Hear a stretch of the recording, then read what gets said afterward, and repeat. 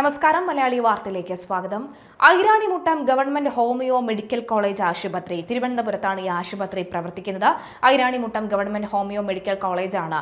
അവിടെ ഈ മെഡിക്കൽ കോളേജിലെ കുടിവെള്ള ടാങ്കിൽ ഒരു ചത്ത നായയുടെ ജഡം കണ്ടെത്തിയെന്ന് ഞെട്ടിക്കുന്ന വാർത്തയാണ്.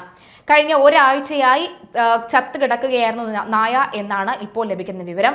അപ്പോൾ കഴിഞ്ഞ ഒരാഴ്ച കൊണ്ട് ഉപയോഗിച്ചുകൊണ്ടിരിക്കുകയായിരുന്നു ഈ ജലം. അത് അവിടുത്തെ രോഗികളടക്കമുള്ളവർ ഉപയോഗിച്ചിരുന്നു എന്ന് ഞെട്ടിക്കുന്ന വിവരമാണ് പുറത്തുവരുന്നത്. ടാങ്കിൽ നിന്ന് വലിയ രീതിയിൽ ദുർഗന്ധം വമിച്ചതിനെ തുടർന്ന് അധികൃതർ നടത്തിയ പരിശോധനയിലാണ് ഞായറാഴ്ച രാത്രിയോടെ അഴുകിയ നിലയിൽ നായയുടെ ജഡം കണ്ടെത്തിയത്.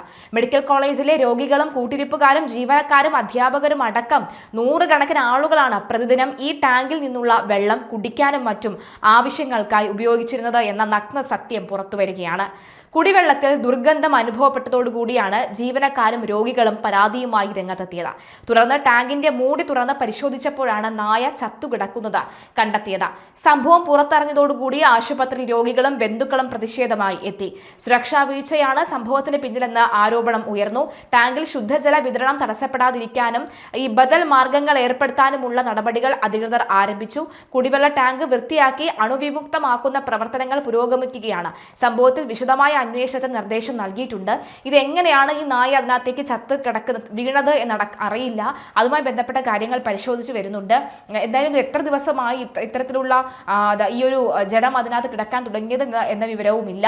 എന്തായാലും കഷ്ടപ്പെടുകയാണ് അവിടുത്തെ രോഗികൾ എന്ന് വ്യക്തമാക്കുന്ന വിവരമാണ് പുറത്തു വരുന്നത്. കാരണം ഇത് അറിഞ്ഞതിന് ശേഷം പല രോഗികളും ഛർദ്ദിക്കുകയും തലകറങ്ങി വീഴുകയും ബുദ്ധിമുട്ട് അനുഭവിക്കുകയും ഒക്കെ ചെയ്തു എന്ന് പറയുന്നുണ്ട്. എന്തായാലും ഇത്തരത്തിലൊരു ആശുപത്രി കെട്ടിടത്തിൽ ആശുപത്രിയുടെ വാട്ടർ ടാങ്കിൽ തന്നെ ഇത്തരത്തിലുള്ള സംഭവ വികാസം, ഇതിന് എവിടെ തന്നെ ആയാലും ഈ നായ ചത്ത് കിടക്കുന്നത്, കുടിവെള്ളം മുട്ടിക്കുക എന്ന് പറയുന്നത് ഏറ്റവും വലിയ കൊടൂരത തന്നെയാണ്.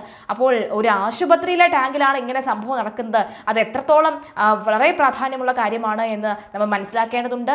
ആരോഗ്യമന്ത്രിയുടെ ശ്രദ്ധയിൽ ഈ വാർത്ത പെടുക തന്നെ വേണം. ഇതിന് കൃത്യമായ നടപടി സ്വീകരിക്കണം. എല്ലാ മാസവും ഒരു പരിശോധന ഇത്തരത്തിലുള്ള വാട്ടർ ടാങ്കുകൾക്ക് വേണമെന്ന് വ്യക്തമാക്കണം. ഒപ്പം അതുപോലെ തന്നെ ഇത്തരത്തിൽ വരാതിരിക്കാൻ, പട്ടികൾ ചാടാതിരിക്കാനും മറ്റ് പുറത്തുനിന്നും അകത്തേക്ക് ഈ വെള്ളത്തിലേക്ക് മറ്റ് മാലിന്യമൊന്നും വീഴാതിരിക്കാനുള്ള എന്തെങ്കിലും സജ്ജീകരണങ്ങൾ ചെയ്തേ മതിയാവും. അത്തരം സജ്ജീകരണം ഇല്ലാത്ത ആശുപത്രിക്ക് നോട്ടീസ് നൽകേണ്ട ഉത്തരവാദിത്വം ഇവിടുത്തെ ആരോഗ്യവകുപ്പ് തന്നെ കാണിക്കണമെന്ന് പറയുകയാണ്. ഇതൊക്കെ സാധാരണക്കാരുടെ ഒരു ആവശ്യം തന്നെയാണ്. കാരണം ഈ ഒരു ആവശ്യം പോലും, വളരെ ബേസിക് ആയിട്ടുള്ള ആവശ്യം പോലും അത് അംഗീകരിക്കാൻ കഴിയാതെ വരികയാണെങ്കിൽ എങ്ങനെ നമുക്ക് മുന്നോട്ട് പോകാൻ കഴിയുമെന്നുള്ള കാര്യങ്ങൾ വളരെ ഭയത്തോടു കൂടിയാണ് നമ്മൾ എല്ലാവരും നോക്കിക്കാണുന്നത്.